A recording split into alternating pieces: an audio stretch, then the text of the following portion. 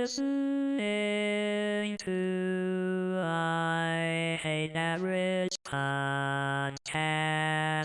Hey, I'm back. Oh man, hope you guys had a great Labor Day weekend. I know I did. It was cool. Also, before I forget, I want to shout out my dad's church, Lighthouse Church. I had my first speaking engagement, my first speaking gig. It was cool. I spoke with the students at the church. It was a couple of them, and even some of their parents and some of the elder people at the church. We we have a campaign going on over there. I got them to write down their 6-month goal. So I'm gonna try to be back there in 6 months, and we're gonna see the progress. So we just talked about how we want to reach our goals. We got to be deliberate in our actions. So I'm gonna be working towards being more deliberate in my actions to reach my goals, and hopefully the kids who wrote down their goals, the academic goals for the next 6 months, they're going to be more deliberate in their actions, and we're going to push them and see their progress. And it was cool. It was kind of different. And for me, one of my goals was actually public speaking. My goal for the next year or so is just to stretch myself, just to do difficult things. Promoting this is difficult. I'm used to supporting people, but just promoting myself and promoting my own projects is kind of difficult just because, you're putting yourself out there. And so that's one of my goals. It's something I've been stretching myself. I actually, this weekend, went to a networking event. It was kind of hard for me because I'm not used to promoting myself. And, if it was speaking to a large crowd, I could do it, but speaking to just a table full of people about my project is kind of like, I don't know. But I'm just dedicating myself to doing difficult things and stretching myself. And it's been fun. This show has been fun. The feedback has been fun. Actually, I want to start, pushing myself better with this show. So the episodes you're gonna see is starting gonna be a little more longer form. I'm gonna be asking more questions. The quality of the guests are gonna get better. I got a lot of things lined up over the next couple of weeks. It should be fun. Today I have a cool guest. She's a doula. She's also training to be a midwife. What is a doula? We'll get into that in the episode. Just a cool guest, Yasmintheresa Garcia. I reached out to her via social media just because a lot of the work that she's been doing, I think it was kind of cool. Just her spiritual journey and her spiritual work and helping mothers, have their spiritual. It's a different form of assist, a non-medical way of assisting in childbirth and pregnancy. She also created an app. I can't pronounce it the right way, so I don't want to mess it up, so I'll let her pronounce it. But she created an app. It's launching by the end of the month, which is fun. So I'm actually going to be going to the launch event at the end of the month, so that should be fun. And I hope you guys check out the app, check out her information. Definitely look her up. It's a lot of interesting things, a lot of cool topics. I'm losing my voice just because I've been so excited. I've been doing a lot of interviews. I've been talking to people. I've been pushing, trying to get this show to the next level. And I think we're getting there very, very soon. We're getting there. I'm just growing slowly but surely. I'm so excited. I'm not speaking correctly, but we've been growing slowly but surely. And we're going to be moving. So check out my interview with Yasmintheresa Garcia. Definitely a lot of fun. Her cool energy, very, very open, very, very honest and direct about a lot of things, not just the pregnancy and the midwife stuff, but just I got some tips about being more in tune spiritually, how to spiritually discern relationships. So it's a lot of cool things. So check out my interview with Yasmintheresa Garcia. All right, everyone. I have here Yasmintheresa Garcia. If you guys haven't heard of her, you will soon. Thank you so much, Ms. Garcia, for your time. Thank you. Thank you for having me. I'm excited. I came across you. I see a lot of your work. You're doing a lot of spiritual work. You're a doula. I think you said you're in training to be a midwife, I believe. I am, yes. Mm-hmm. And so, how did you get started with that spiritual journey before even being a doula? And I see also you're a vegan. Like, what started you with that spiritual journey? Well, I'm a Libra, to say the least, so I definitely am always looking for a way to better myself and just improve my way of life and make sure I'm actually living my purpose and my truth, because if not, then I will be dying inside. And that goes for each and every one of us. If we're not living in our truth, we're essentially dying inside, and that's a terrible way to live.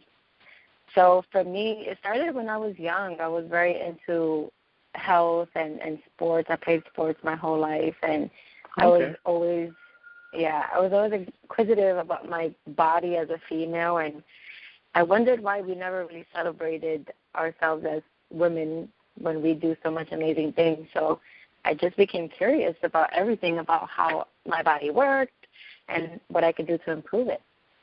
Definitely. So I guess it's a lifelong journey, I believe, right? Yeah, no, totally. To improve yourself, your health, and your mental health, it's never ending. I mean, we never stop learning for ourselves. So that definitely is something that we would always continue to have to work on. Of course. So I guess I can understand, being a vegan and, of course, wanting to better yourself. So what made you want to, get involved in assisting women and with childbirth and your whole work with being a doula? Can you, before you go into that, can you just explain what a doula does? I'm sorry. Can you just explain what a doula does? Yeah, so a birth doula is an ancient practice that essentially comes from our people back in ancient Kemet. And the word doula means a woman who serves, and is now used to refer a trained and experienced professional who provides continuous physical, emotional, and informational support to the mother before, during, and just after birth, or someone who provides emotional and practical support during the postpartum period to a mom who just gave birth. So essentially it pretty much is, to bring it down like to hood terms. Not that anybody might need it, but let's be realistic. A lot of people need this service, and we don't know that it's out there, or we think that it's out of our reach. But being a doula really is kind of like being a sister to a mother who is pregnant and needs support, whether that is learning what's happening in her body or actually being there. Well, we do both.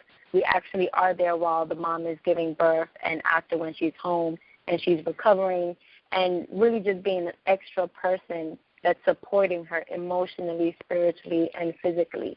We don't ever take the spot of a mom that's helping her daughter give birth, or we don't take the spot of a husband or partner. We don't do that. We just come in and really provide extra support with no judgment to whatever the mom wants and needs.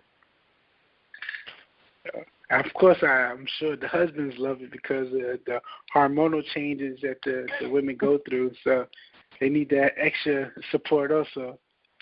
Yeah, a lot of times the men are a little bit, you'll find this interesting, the men are actually a little bit skeptical because as much as men don't say it, as much as men don't say it, because they don't really understand what we do, they think that we're just coming in to take over their position.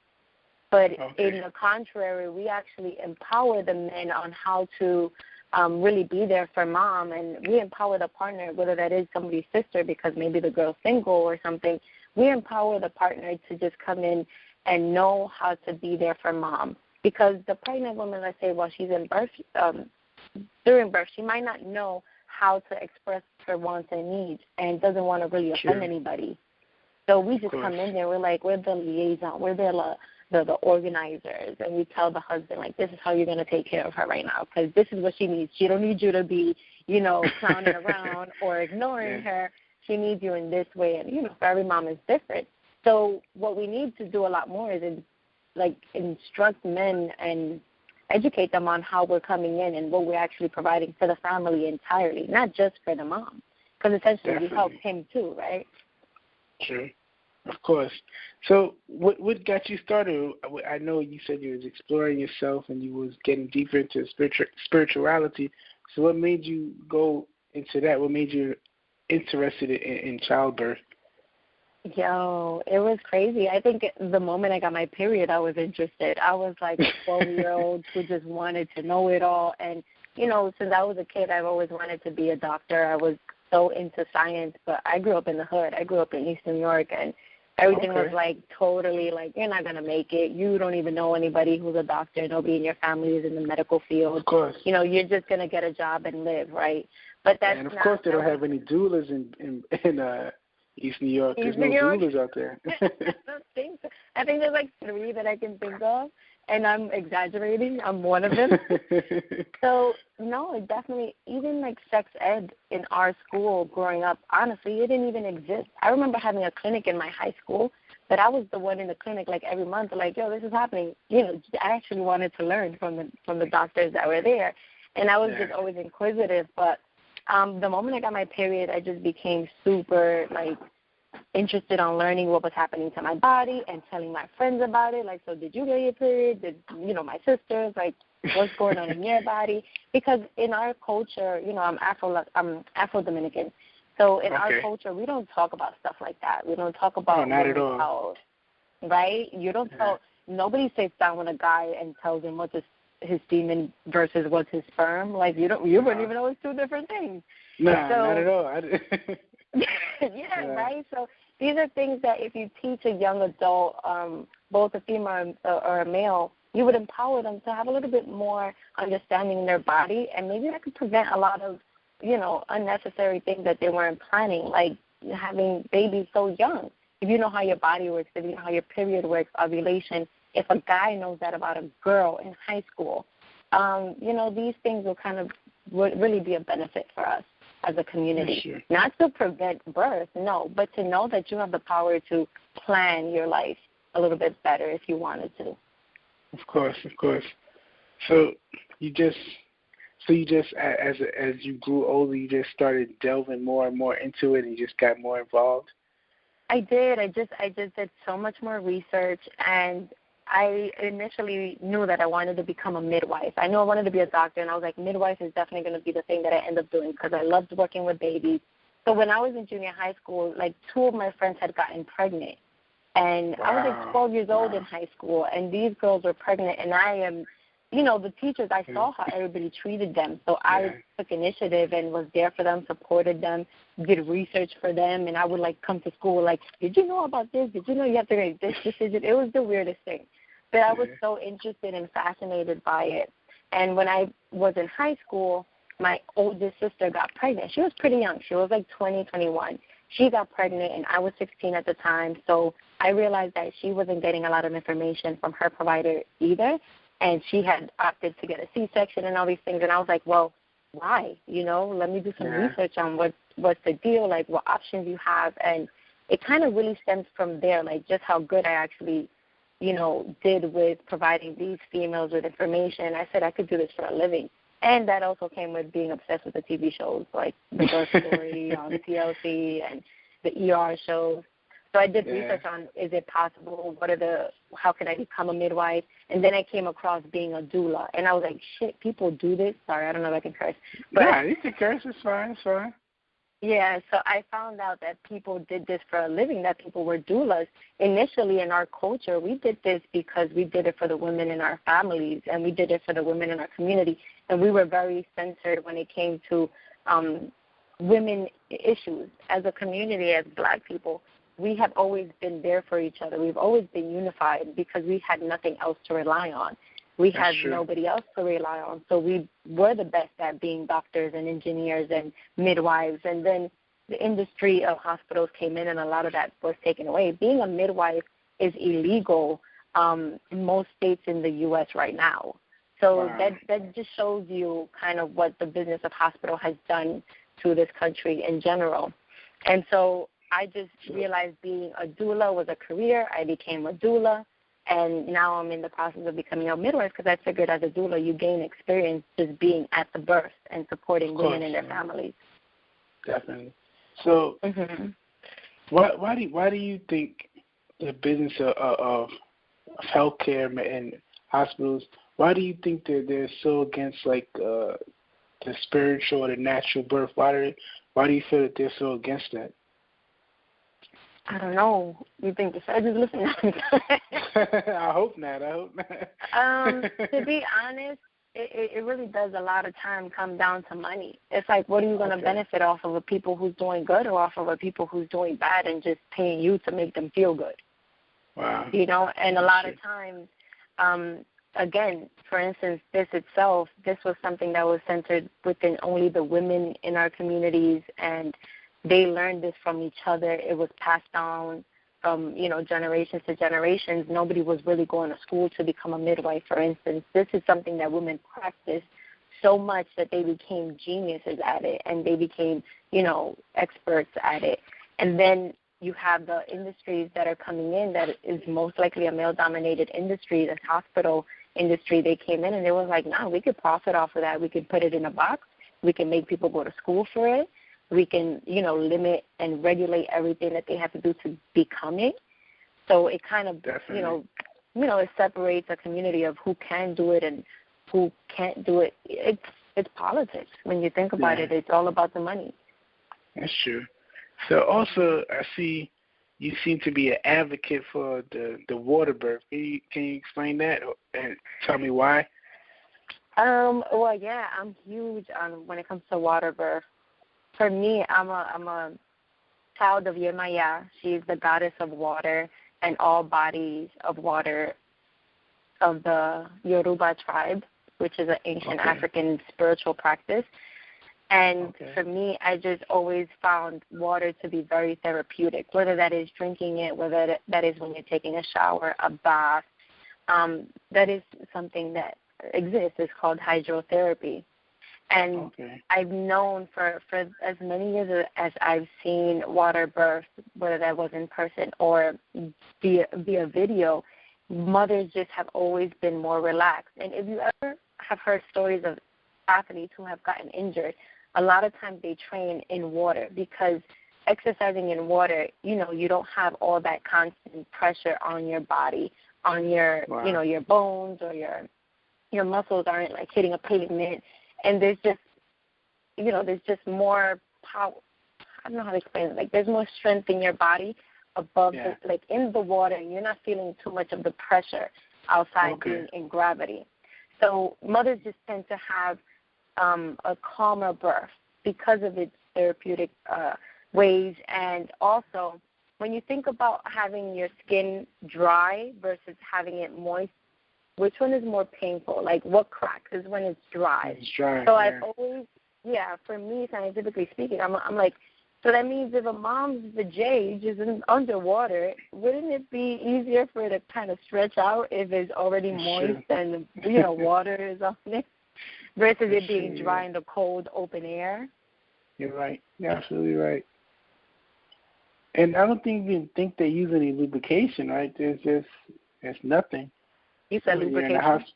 Like when you're in a hospital, there's no lubrication or anything. It's just whatever. Not often, but they do. They do that. Okay. They do kind of rub some kind of solution to help the mom stretch. But here's the thing: you don't need to do that. Like that's what actually makes moms tear when they're pushing a baby out, because they're rushing her to push the baby out, and they're not allowing the cervix to actually, spread open. They're not allowing her to the baby to kind of come down at its own time.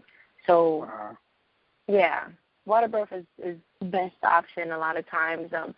But anything that's just not in a chaotic scene, like a lot of hospital births tend to be, then, you got options is what I like to tell people. You got options. You should choose what's best for you, because some people might do better in a hospital because they're just super anxious and they want everything prepared if an emergency happens. But some people are like, no, we're going to do this at home. That's true. So how do people, like you said, in the hood, people in the hood or people in our communities, how do they have access to this information? As far as how to hire a doula and all of that? Or how to hire a doula, as far as water births, because, people usually just get pregnant. They go to the doctor gives them appointments maybe every month. They just go do the sonogram, and then they just go to the hospital, and that's it. They don't even think about anything else, no other options. Well, my best advice would always be that, in this generation, I feel we're kind of bringing a new wave of change, and I feel that there is a huge shift happening in our world right now. In the dimension that we live in, I feel people are actually waking up, and they're realizing that there's more to what they already exist in. There's more options in life. There's more. There's a better way of living that you have a choice to make, and the more that we realize that there is knowledge and information out there for us, we'll realize that we have options and choices to make to live and make better decisions for our lives. So I would always tell people is like research, educate yourself on what are your rights when you're giving birth, when you get pregnant. There's a lot of times I hear women who have a doctor. The moment they get pregnant, they have a doctor, and they don't realize that they could actually change it if the doctor makes them feel uncomfortable or they're just not happy with what their doctor is pushing upon them. It doesn't matter if you live in the hood or if you live in freaking Chelsea up in the city. You have the option to switch doctors. You have the option to choose somebody that you're comfortable with that believes in the same things you do. And so for that same reason, I recently created an app that allows women to search for medical providers and or birth support people throughout their whole life whenever they need, whether it's a checkup at the OBGYN or with a midwife, because midwives do regular checkups that OBGYNs do. If you need a regular pelvic exam or STD or any of that stuff, midwives do that too. So if you want access to midwives, especially midwives and birth doulas of color, breastfeeding consultants, childbirth educators, I created an app that now pretty much is a directory of all these birth workers and medical providers listed. And my goal with this app is to have people listed from all over the world. And we have some people from Ghana. We have some people from the Bahamas, Barbados. Women. We have women. These are all women who work in the women's health and maternity industry that now we can just download an app and find them. If you're visiting to the Bahamas, now you can actually find a doula or a midwife that's in the Bahamas. So if something happens to you, isn't that so dope? It's going to get bigger, and we're going to bring it more like on a global scale. But this is definitely something I feel people now in the hood can look for. Yeah, it's very important. Yeah, imagine being like a 16-year-old girl who wants to get a checkup, but you're afraid to tell everybody in the world. Now you could download an app and actually get contact to a doctor that looks like you. True. Especially, I definitely know, especially if a woman is not married, how doctors and, the hospitals can make you feel, you just go for a checkup, but, they ask so many personal questions and kind of make you feel bad about being pregnant. So having a doula or a midwife, I'm sure, will make, like you said, a 16-year-old woman, feel more comfortable expressing themselves. Oh, yeah, definitely. I've been so shocked to find how many different doulas and midwives are even here, like in the East Coast, New York, and, specifically, to find that there were so many midwives and doulas within the Nation of Islam here in Harlem and in Brooklyn. And I was like, wow, where have you ladies been? Like, how come it's not easy to access you if we want your services? If I'm Muslim and I want to go see somebody that's Muslim, why isn't that available on Google search? Why do I only get all the top doctors, in one hospital in the city? That shouldn't be the case for us. We should know that we have options to find our brothers and sisters if we want to directly work with them or with anybody else. Of course. Yeah. And this great work that you do is very important. I'm sure, it's, like you said, it's going to get bigger and better. I'm sure more women are going to be reaching out to you and giving you more information to add to your app. And that's just great. Congratulations on that. It's great work that you're doing. Thank you. I appreciate it. So back to like the spirituality aspect of your life. Like, do you think like it affects like your personal life? Do you think that, are you more aware when you're speaking to people that you could kind of feel, when people are being genuine with you, you could feel like their spirit the connection? Are you more aware of that, or are you just kind of not into that all the time? Oh, no. I'm always aware, but I consider myself to be a spiritual being. Like, I feel you before you even come and talk to me. I feel people's energy. What can I equate that to? Honestly, is perhaps because I want to have that ability. And since I was younger, I've always felt things very deep. And I've always felt somebody's hurt if they were hurt and they were standing next to me. You know, it's just something I'm very much in tune with nature and with the universe. I want to be, maybe because I'm a know-it-all. I just want to be when I want to know what's happening. You know, I take care of my body and I meditate. I take care of my body as far as eating right. I'm a vegan. I like to make sure that my pineal gland is decalcified so I can actually be aware of my surroundings and the world that I'm in, whether that is a different spiritual realm or this dimension right here. But, I mean, when it comes to just meeting people in general, a lot of times I have people who want to inquire to do business with me, and they're like, oh, can we have this Google chat and let's talk over text? First of all, don't text me. If this is about to be business or you're trying to be my lover, you're not texting me. Me and you have to have an in-person conversation because I need to feel your energy. I need to feel your vibes and all of that. And actually, scientists they actually just shared an article that scientists have proven that people can feel other people's energies. Like, that's actually a real thing. You can actually feel somebody else's heart and what the vibration or the energy of the person's heart is feeling. But obviously that takes work. I'm sure you have to be in tune, or you have to want to feel that energy in order to allow it to actually penetrate you. Yeah. But that's like my struggle with, like, do you really want to know? Like, certain things, like, let's say, like you said, you could be doing business with someone shady. Like, do you really want to know everything? Like, do you, like, certain things is kind of better left unknown? In my opinion, I don't know. Yeah, no. I mean, in that sense, first of all, if I'm doing business with you, I want to know if you shady or not, because in the history of Selena Quintanilla.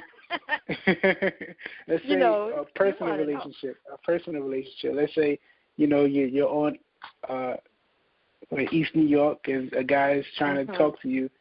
Like, aren't you, like, you're not too much into your head that you can't really enjoy the conversation, or you're able to be? No.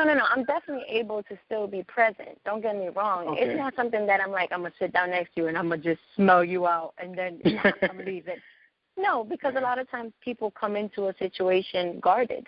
That's just the world that we live in. We happen to be very guarded human beings at this time. We don't really trust people. Oh, I'm going to speak for our culture here in the U.S. We're very guarded. We're very, like, stay back and understand what you're coming with and who you are. Especially in New York. Then I'll open up. Especially in New York, And I'm not going to sit there and just, like, be all up in my head trying to figure out whether this person is doing harm to me or good to me. No, you're open. You're open and you're trusting from the get because that's what you want to invite in. Now, if you're already expecting somebody to do you wrong and mistrust, and, make you lose trust in them, then that's what you're going to invite. That's kind of like manifesting that type of energy into your life. So I don't sit on it and, like, be too, like, hyper conscious about it. But I know that if I have a red flag that hits me in the side of my face, like, wait, this person just disrespected me, I'm not going to let it slide, hold on. Or this person isn't making me feel comfortable, then clearly spirit is saying something, and I should ignore it. Definitely. Okay. Makes sense. Makes a lot of sense. So I just find that it's interesting because, a lot of young people, especially young women, are, they're not so in tune with the spiritual aspect of our lives. Of course, we're all spirit beings, but we're not always as aware. Like you said, you want to keep your pineal gland clear and aware. How does one do that? How do you start that journey? Let's say if I want to start that journey, how do I begin? I would tell you that the easiest way to become in tune with oneself is to literally take 20 to 30 minutes a day and sit in complete silence. Okay. When I say complete silence, I mean you shouldn't be able to hear anything. And don't get me wrong, after 20 minutes, you won't hear anything because you'll be so deep into just being still. Not running through different thoughts in your mind, not running through what you did yesterday or some memory or, what you have to do later, but literally find a happy place, as cliche and funny as that sounds. Find a happy place and sit there and be there, whether that is in a different part of the world or that is maybe with somebody that you've lost before, but just sit in silence and listen to yourself breathe and just be out of this world for a second. And I'll give you my cheat sheet. When I meditate, a lot of times, whatever I'm thinking, I have to literally push it out with one thought. And my thought is literally just like a replay of a vision of me sitting in a beach and a man, my lover, he reaches out to me and he smiles and he picks me up because we were about to get in the water and swim. Like, that's literally my go-to. It's literally just like a 10-second vision that just replays over and over, and it brings me so much happiness, stillness, and just harmony, because I know that one day I would see that vision come to fruition, but that would always be the moment. There.